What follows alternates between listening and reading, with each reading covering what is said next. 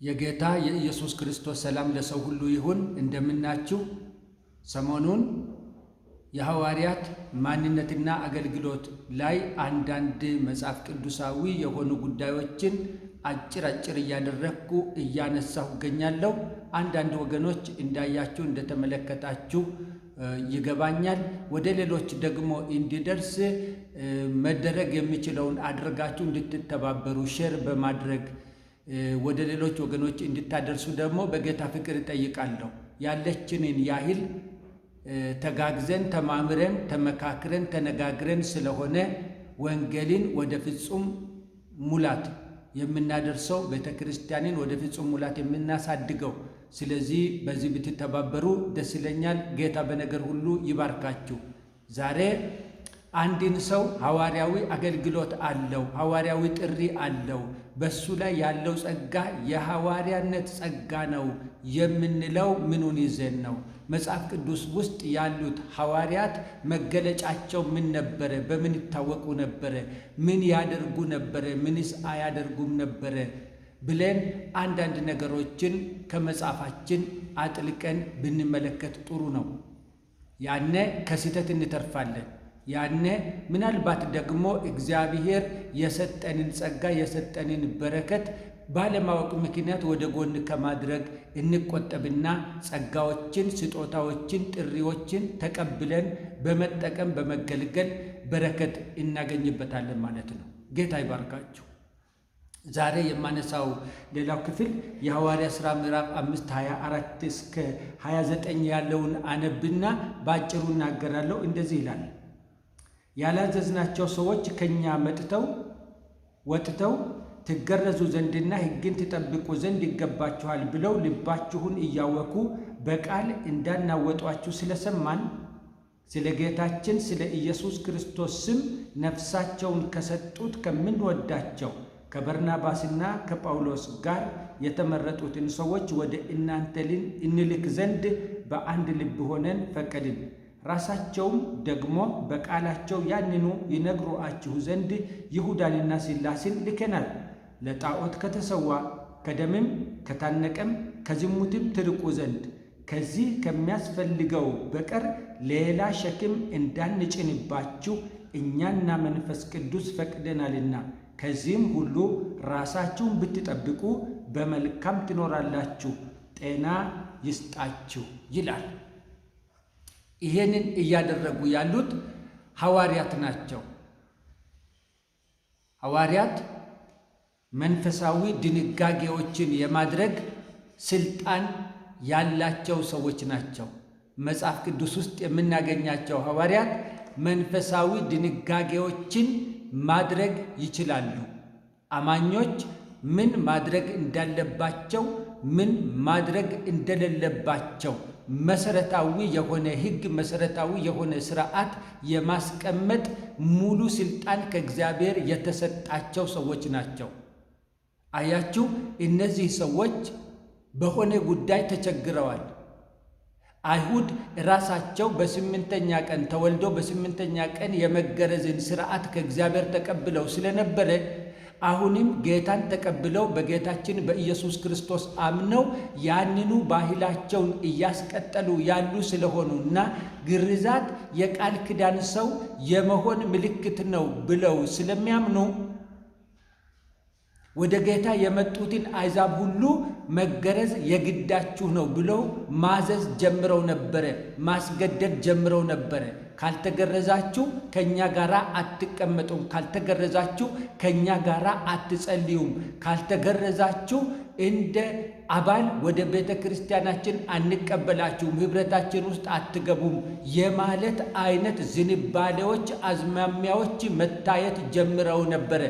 በዚህም ላይ ለአገልግሎት የሚሄዱ ሰዎች ራሳቸው ጭምር መገረዝ አለባችሁ ብሎ አይሁድን ማስቸገር ጀምረው እንደነበረ ነው ይሄ ክፍል የሚያሳየው። በዚህ ላይ ቁጭ ብለው መክረው ድንጋጌ ሲያስቀምጡ እንመለከታለን። ስርዓት ሲያስቀምጡ እንመለከታለን። ምን ማድረግ እንዳለባቸው እና ምን ደግሞ መተው እንዳለባቸው ሲነግሯቸው እንመለከታለን። እናንተ ለጣዖት የተሰዋ አትብሉ፣ የታነቀ ከነደሙ የሞተ አትብሉ፣ ደም አትብሉ፣ አትመገቡ፣ ከዝሙት ራቁ፣ ከዚህ ውጪ ሌላ ሸክም አንጭንባችሁ እያሉ መገረዝ የግድ እንዳልሆነ አለመገረዝ ፊዚካል የሆነ አካላዊ የሆነ ግዝረት አለመፈጸም መብታቸው እንደሆነ አለመገረዛቸው ኢየሱስ ክርስቶስን ከመከተል እንደማይከለክላቸው ሲነግሯቸው እንመለከታለን። ይደነግጋሉ ማለት ነው። ስርዓት ያስቀምጣሉ ማለት ነው። ሕግ ያስቀምጣሉ ማለት ነው። ይሄንን አድርጉ፣ ይሄንን ደግሞ አታድርጉ ይላሉ ሐዋርያት። ይሄን ደግሞ ሲያደርጉ እንዲያው በዘፈቀደ አይደለም፣ አገናዝበው መንፈሳዊ መልእክቱን ተመልክተው አጥንተው ቁጭ ብለው መክረውበት ተነጋግረው ይሄን ነገር ብናደርግ ውጤቱ ምን ሊሆን ይችላል? ምን ሊያስከትል ይችላል? ምን ያሳጣናል? ምን ደግሞ ያስገኘናል? ምን ያጠፋል? ምን ደግሞ ያለማል? ብለው አገላብጠው ተመልክተው ድንጋጌ ያስቀምጣሉ። እነሱ ያስቀመጡት ድንጋጌ በቤተ ክርስቲያን ውስጥ በቀጣይነት አገልግሎት ላይ የሚውል ይሆናል ማለት ነው። የሐዋርያት ሥራን ብታነቡ ሐዋርያት ያገለገሉባቸውን ቦታዎችና ቤተ ክርስቲያኖች በደንብ አድርጋችሁ በጥሞና ብትመለከቱ ሐዋርያት ለደቀ መዛሙርት የፈቀዷቸው ነገሮች አሉ። ሐዋርያት ደቀ መዛሙርትን የከለከሏቸው ነገሮች ደግሞ አሉ።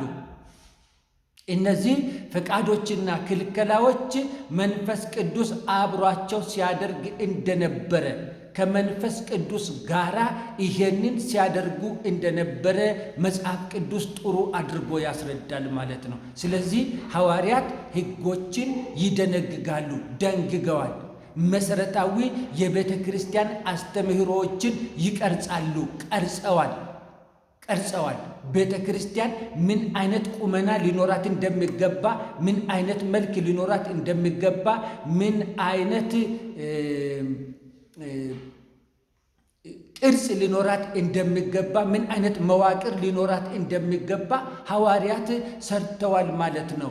አሁንም ሐዋርያት የሰሩት ያ ነገር አገልግሎት ላይ እየዋለ ይገኛል። ሐዋርያት ያስቀመጡት ድንጋጌ ቤተ ክርስቲያን ውስጥ እያገለገለ እየተሰራበት ይገኛል። መጽሐፍ ቅዱስን በሚቀበሉ ቤተ ክርስቲያኖች፣ ቤተ እምነቶች ውስጥ ማለት ነው እንደ እግዚአብሔር ቃል መሆን አለብን፣ መጽሐፍ ቅዱስ በራሱ ምሉእ ነው ብለው በሚያምኑት ቤተ እምነቶች ዘንድ በዚህ መንገድ እየሄደ ይገኛል ማለት ነው። ስለዚህ ሐዋርያት መንፈሳዊ ድንጋጌዎችን የማድረግ የማስቀመጥ ስልጣን ከእግዚአብሔር የተቀበሉ ሰዎች ናቸው። እንደዚህ አይነት አገልጋዮች ናቸው።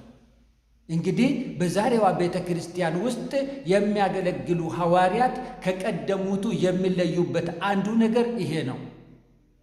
የዛሬው ሐዋርያ ካለ ዛሬ ሐዋርያ ቤተ ክርስቲያን ውስጥ ካለ ዛሬ ሐዋርያ ቤተ ክርስቲያን ውስጥ ለእግዚአብሔር ሕዝብ ተሰጥቶ ይሄ ጸጋ አገልግሎት ላይ እየዋለ ካለ እነዚህ የመጀመሪያዎቹ ቀደምቶቹ ሐዋርያት ካስቀመጡት ድንጋጌ እየወሰደ ሕዝቡን ያስተምራል፣ ያደራጃል፣ ስርዓት ያስይዛል፣ ያሰለጥናል።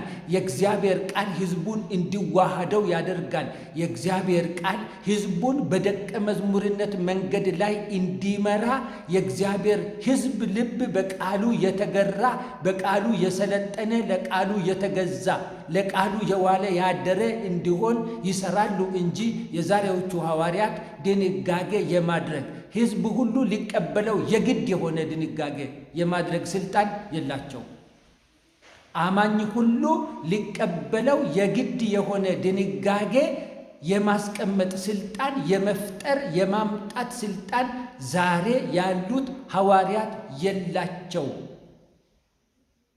ሕዝቡ ሁሉ እንዲቀበለው የግድ የሚሆን ድንጋጌ የመጽሐፍ ቅዱስ አካል መሆን የሚችል ከሆነ ብቻ ነው። ካነናይዝ ተደርጎ ታይቶ ተመርምሮ ተገምግሞ የመጽሐፍ ቅዱስ አካል የሆነ ድንጋጌ ብቻ ነው ሕዝብ ሁሉ ይከተለው ዘንድ የግድ የሚሆነው፣ ሰው ሁሉ ይቀበለው ዘንድ የግድ የሚሆነው። ስለዚህ የዛሬዎቹ ሐዋርያት እዚያ ድረስ መራመድ የሚችል ድንጋጌ የማድረግ ስልጣን አልተሰጣቸውም። የቤተ ክርስቲያን አገልጋዮች ብቻ ናቸው የዛሬዎቹ። እና ግን በተሳሳተ መንገድ የሐዋርያነት አገልግሎታቸውን የሐዋርያነት ጥሪያቸውን ከነዚያ ጋር አስተካክለው እኩል አድርገው ለመጠቀም የሚቃጣቸው አንዳንድ ሰዎች ደግሞ ይታያሉ ማለት ነው። በእኛ ዘመን ሐዋርያ ልትሆን ትችላለህ፣ ግን ከሐዋርያው ጳውሎስ እኩል ባለስልጣን ልትሆን አትችልም። የሐዋርያት አገልግሎት ልትሰጥ ትችላለህ፣ ከጴጥሮስ ከዮሐንስ ጋራ ከይሁዳ ጋራ እኩል ነኝ ማለት ግን አትችልም። እነሱ የበጉ ሐዋርያት ናቸው። እነሱ በቀጥታ ተልእኮን ከክርስቶስ በአካል ተገኝተው የተቀበሉ ናቸው። እነሱ የመጀመሪያዋ ቤተ ክርስቲያን አስተምህሮ መሰረት ያስቀመጡ ናቸው። ቤተ ክርስቲያን በምድር ላይ እስካለች ድረስ አብሮ የሚቀጥል መንፈሳዊ ድንጋጌ፣ መንፈሳዊ ስርዓት ያስቀመጡ ናቸው። አስተምህሮ የቀረጹ እስከ መጨረሻው ዘመን ቅቡልነት ኖሮት የሚቀጥል አስተምህሮ የቀረጹ የሰሩ ናቸው። ከነሱ ጋር እኩል ነን ማለት አይችልም። የዛሬው ሐዋርያ ከነሱ ተቀብሎ ያገለግላል እንጂ ከነሱ እኩል አስተምህሮን የመቅረጽ ስልጣን የለውም። ለዛሬዎቹ ሐዋርያት የእነዚያን ሐዋርያት መልእክት መረዳት በቂያቸው ነው። እነዚያ ሐዋርያት የጻፉትን መልእክት አውጥተው ለሕዝብ መመገብ፣ ሕዝብን ማብላት መቻል በቂያቸው ነው ለዛሬዎቹ ሐዋርያት። እኔ እንደ ጳውሎስ ነኝ፣ እኔ እንደ ጴጥሮስ ነኝ፣ እኔ እንደ ይሁዳ ነኝ፣ እንደ ዮሐንስ ነኝ ማለት ሳይሆን የዮሐንስ መልእክት ገብቶኛል፣ የጴጥሮስ መልእክት ገብቶኛል፣ የይሁዳ መልእክት ገብቶኛል፣ የጳውሎስን መልእክት ተረድቼዋለሁ ማለት በቂያቸው ነው ለዛሬዎቹ ሐዋርያት። ከዚህ ካለፈ ልክ የሚሆን አይመስለኝም ለኔ። ነገር ግን ደግሞ አንዳንዶቹ በሐዋርያት ስም የሚጠሩ ወገኖቻችን የመዝጋትና የመክፈት ስልጣን እንዳላቸው፣ ሰዎችን ወደ እግዚአብሔር መንግሥት የማሳለፍ ወይም ወደ እግዚአብሔር መንግሥት እንዳይሄዱ የመከልከል ስልጣን ሁሉ እንዳላቸው፣ ከእግዚአብሔር ጋር የማቆራረጥ ሰዎች ከእግዚአብሔር ጋር ያላቸው መንፈሳዊ ግንኙነት የማቆራረጥ ስልጣን ሁሉ እንዳላቸው አድርጎ ሲናገሩ አንዳንድ ጊዜ እንመለከታለን። ይሄ ምናልባት ድፍረት ነው፣ ምናልባት አለማወቅ ነው፣ ምናልባት መንፈሳዊ ግለት ሊሆን ይችላል። ከዚህ ያለፈ ግን አይደለም። እና የመጀመሪያዎቹ ሐዋርያት መንፈሳዊ ድንጋጌ የማስቀመጥ የመስራት ስልጣን ያላቸው ነበሩ። መንፈሳዊ ስልጣን፣ መንፈሳዊ ሕጎችን፣ መንፈሳዊ ስርዓቶችን ቤተ ክርስቲያን ቤት ሂድ እንድትሰማራ ምን መዋቅር ስትራክቸር ይኑራት፣ እንዴት ያሉ አገልጋዮች ይኑሯት ስልጣን ያላቸው ናቸው። ለምሳሌ ሐዋርያው ጳውሎስ ለእነ ቲቶ ለእነ ጢሞቴዎስ በጻፋቸው መልእክቶቹ ውስጥ የቤተ ክርስቲያን መሪዎች፣ ዲያቆናት እንዴት መመረጥ እንዳለባቸው፣ በምን አይነት መመዘኛ መመረጥ እንዳለባቸው፣ መመልመል እንዳለባቸው ግልጽ አድርጎ አስቀምጧል፣ ጽፏል። የመደንገግ ስልጣን ስለነበረው ዛሬ ይሄንኑ ያጸናሉ እንጂ የዛሬዎቹ ሐዋርያት የጳውሎሱ ልክ አይደለም፣ እኛ ሌላ መመዘኛ የመቅረጽ ስልጣን አለን ሊሉ አይችሉም።